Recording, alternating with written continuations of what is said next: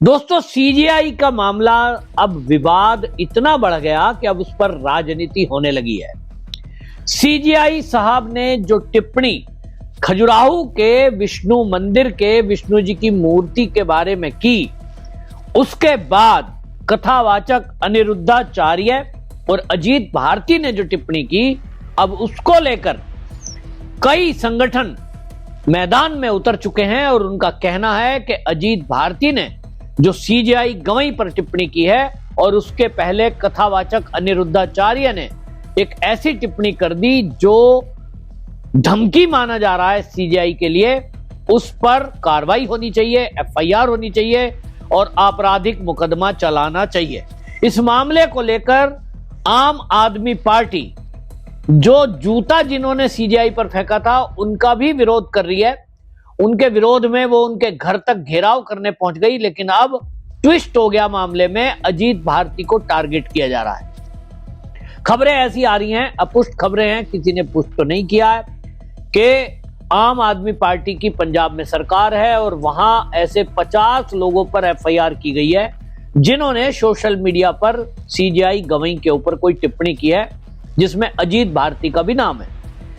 कुछ लोग लिख रहे हैं सोशल मीडिया पे कि अब कभी भी अजीत भारती को पंजाब पुलिस गिरफ्तार करने के लिए नोएडा पहुंच सकती है और अब इस मामले में कड़ी कार्रवाई होगी, केजरीवाल जी बख्शेंगे नहीं।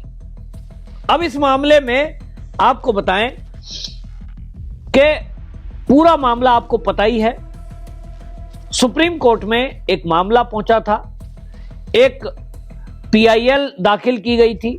हरियाणा के एक व्यक्ति जिन्होंने वो पीआईएल दाखिल की थी, वो मंदिरों से जुड़े मामलों को लेकर, समाज से जुड़े मामलों को लेकर के लगातार वो इस तरह के काम करते ही रहते हैं। मंदिरों के उत्थान के लिए उन्होंने सबसे पहले जो हमारा आर्कियोलॉजी सर्वे ऑफ इंडिया है उसको उन्होंने अपील की कि जो खंडित मूर्ति अंग्रेजों के भी पहले जो आक्रांता मुगल आए थे उस जमाने में उनको खंडित कर दिया गया था, तो उसको ठीक से बनाया जाए।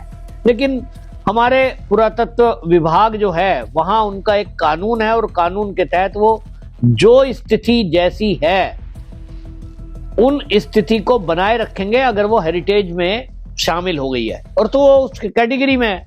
उन्होंने कहा भाई इस मामले में अगर कोर्ट हमें कोई आदेश दे तो हम कर सकते हैं, और इसलिए याचिकाकर्ता पहुंचे थे कोर्ट और कोर्ट में सीजीआई गवई ने फैसला देने के बजाय याचिका को रद्द कर दिया और मजाकिया लहजे में यह कहा कि वो जो खंडित मूर्ति है, तुम भगवान विष्णु की बात कर रहे हो, तुम भगवान विष्णु के अगर भक्त हो तो अपने भगवान से कहो कि वो खुद अपनी मूर्ति को ठीक कर ले। ये जो टिप्पणी की, इस टिप्पणी के बाद पूरे देश से प्रतिक्रिया आई। पूरा देश का सनातनी हिंदू समाज इससे आहत हुआ और लोगों का कहना यह था कि सुप्रीम कोर्ट देश के लिए, देशवासियों के लिए एक अंतिम उम्मीद होती है और उस अंतिम उम्मीद में कोई व्यक्ति अगर अपने इष्ट देव भगवान को, जो खंडित मूर्ति वर्षों से पड़ी है, आज देश आजाद हो गया, इस देश में ना अब मुगल हैं ना अब यहां अंग्रेज हैं। हम कह रहे हैं हमारा देश आजाद हो गया 1947 में, लेकिन अगर उस आजादी के बाद भी आज मंदिरों की दुर्दशा इस प्रकार की है कि वहां भगवान की खंडित मूर्तियां हैं, इस देश का बहुसंख्यक हिंदू है, उसके बावजूद भी इस देश में यदि मूर्तियों का खंडन होना, मूर्तियों को दबाया जाना, जिस तरह से ज्ञानवापी मामले में हमने देखा श्रृंगार गौरी मंदिर, वहां शिवलिंग उसका फवारा बना दिया गया, अभी तक उस पर भी निर्णय नहीं हुआ है। और ऐसे अनेक मंदिर हैं लेकिन उस पर कोर्ट निर्णय नहीं कर रहा है, तो लोगों के अंदर आक्रोश फूटा और इसी आक्रोश में इस टिप्पणी को लेकर अनिरुद्धाचार्य जो कथावाचक है, उन्होंने कथा के बीच में ये बोल दिया कि अगर सीजीआई ने ये कहा है कि भगवान में शक्ति है तो अपने आप कर ले, तो अनिरुद्धाचार्य ने कहा कि भगवान तो कर सकते हैं, लेकिन उन्होंने एक शब्द बोला, सीजीआई अपनी छाती फड़वाने को तैयार है क्या, ऐसा कहा जा रहा है। मैंने तो नहीं सुना। उन पे जो आरोप लगे हैं, और ये आरोप आपको बताएं मिशन अंबेडकर के संस्थापक उन्होंने लगाए हैं और उनका नाम सूरज कुमार बौद्ध है। मिशन अंबेडकर के संस्थापक सूरज बोध ने अटॉर्नी जनरल ये आर वेंकटमणि को पत्र लिखा है और उन्होंने कहा कि जो कथावाचक अनिरुद्धाचार्य है उनने सीजीआई को धमकी दी है और ये कहा कि आप जो है छाती फड़वानी है, ऐसा शब्द लिखा। तो असल में उस किस रेफरेंस में कहा, मैंने वो शब्द नहीं सुना अनिरुद्धाचार्य ने क्या कहा है, लेकिन किस रेफरेंस में कहा होगा, क्योंकि एक हमारे धार्मिक ग्रंथों में कथा प्रचलित है और वो उस कथा को अनिरुद्धाचार्य सुना रहे थे, ऐसा मैंने सुना है। और वो कथा क्या है? कथा है कि एक भक्त है और वो भगवान विष्णु का भक्त है। उसके पिता जो आपने देखा हिरण्यकश्यप, और वो पिता कहते हैं कि मैं ही भगवान हूं, लेकिन बेटा मानता नहीं है। और बेटा जब मानता नहीं है, प्रहलाद वो कहता है नहीं नहीं भगवान सर्वोपरि है।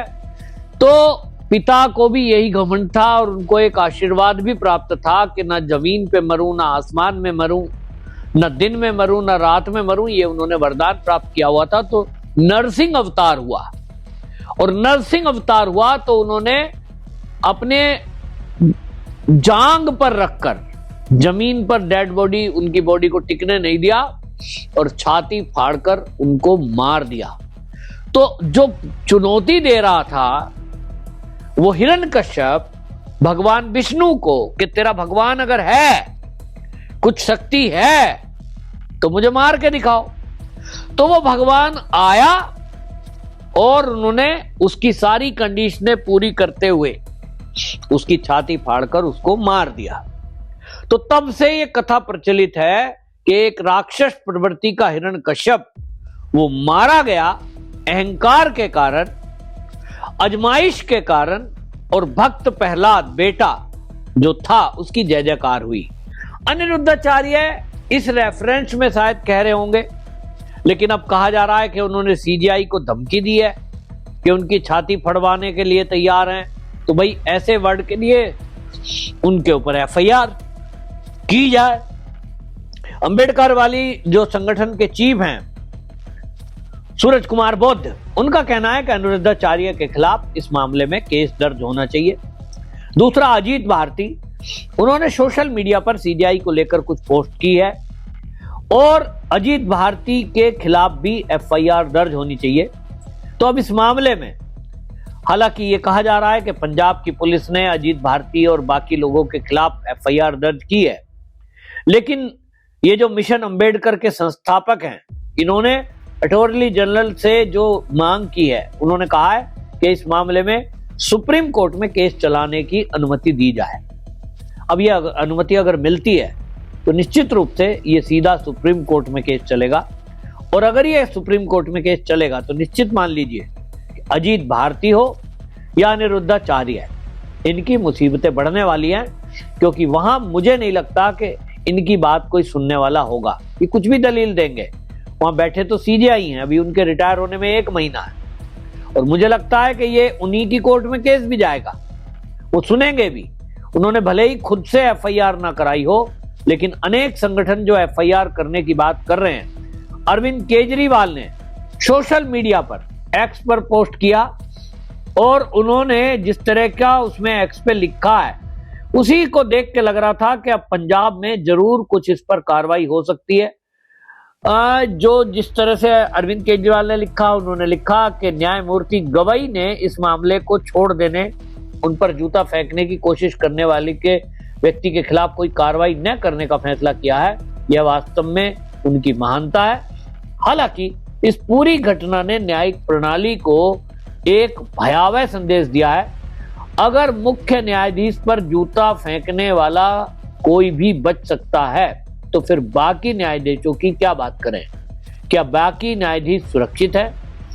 जिस तरह से न्यायमूर्ति गवई का सोशल मीडिया पर उनके समर्थकों द्वारा बेखौफ मजाक उड़ाया जा रहा है, उनको धमकाया जा रहा है, पूरी न्यायपालिका को धमकाने और उनके अधीन एक पूर्व सुनियोजित और व्यवस्थित कोशिश लगती है। आगे केजरीवाल लिखते हैं कि ये जो जूता फेंकने वाला है, ये इसके खिलाफ सख्त कार्रवाई की जाए। असल में आम आदमी पार्टी तो जो जूता फेंकने वाले वकील थे वो दलित हैं, सीनियर हैं, दिल्ली में रहते हैं, उनके घर के बाहर जाके प्रदर्शन किया था। और आप समझ सकते हैं क्यों प्रदर्शन किया था, क्योंकि वो वकील भी दलित है। खाली वोट के लिए आम आदमी पार्टी प्रदर्शन नहीं कर रही है। जो पंजाब में कहा जा रहा है कि 50 FIR 50 के खिलाफ कर दी, वो कर दी होगी, हालांकि वो अभी पुख्ता नहीं है।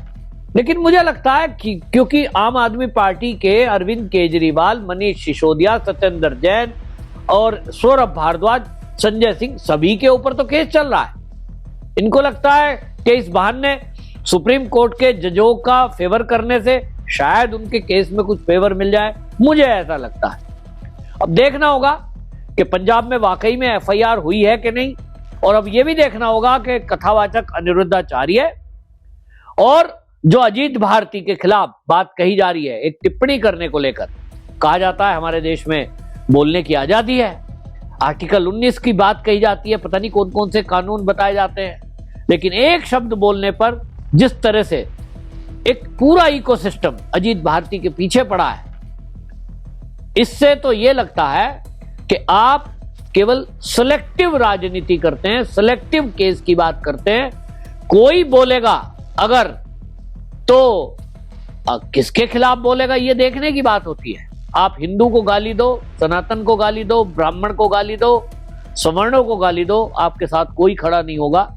जहां कहीं SC ST OBC आदिवासी भी आजकल एक शब्द जुड़ गया है, ये कहीं दिखाई देंगे तो राजनीतिक दलों को लगता है कि ये तो राजनीति करने का एक मौका मिल गया है।